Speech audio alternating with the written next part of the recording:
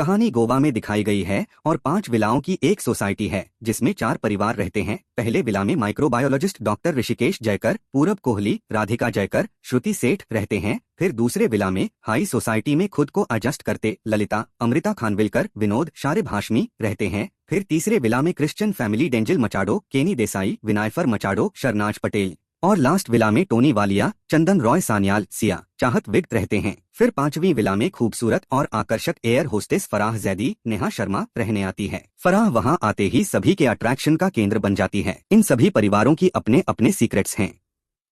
एक सुबह फराह का मर्डर हो जाता है। मर्डर के पीछे क्या वजह है, किसने मारा है, फराह अकेले क्यों रहती है, वहाँ किस मकसद से रहने आई थी, इन्हीं सवालों के जवाब कहानी समेटे हुए हैं। सीरीज की टैगलाइन है secrets are injurious to health. पूरी सीरीज इसी टैगलाइन को जस्टिफाई करती नजर आती है, क्योंकि हर किरदार का कोई ना कोई सीक्रेट है जिसकी वजह से सब प्रॉब्लम्स में फंसते हैं। सीरीज की शुरुआत फराह के मर्डर से होती है, फिर स्क्रीन प्ले फ्लैशबैक में लेकर जाता है और कहानी मर्डर से ठीक 36 दिन पहले तक जाती है, जिस दिन फराह जैदी वहां रहने आई थी। और इसके साथ ही सबका इंट्रोडक्शन शुरू होता है, जिसकी वजह से शुरुआत में सीरीज थोड़ी पकड़ खोती नजर आती है। इनमें कुछ किरदारों के ट्रैक फराह जैदी के मर्डर के मुख्य ट्रैक की ओर जाते हैं, मगर कुछ सहयोगी किरदारों का मेन ट्रैक में कोई कंट्रीब्यूशन नहीं है, जो सीरीज को स्लो करते हैं। जैसा कि पहले कहा गया है कि यह सीरीज मर्डर का इन्वेस्टिगेशन नहीं बल्कि उन घटनाओं का क्रम है जो इस मर्डर की वजह बनती हैं। माइक्रोबायोलॉजिस्ट डॉक्टर ऋषिकेश जयकर, राधिका जयकर, ललिता, विनोद बोबो और डेंजल विनायफर रियाद के ट्रैक्स सीरीज के मेन स्टोरी में कंट्रीब्यूशन देते हैं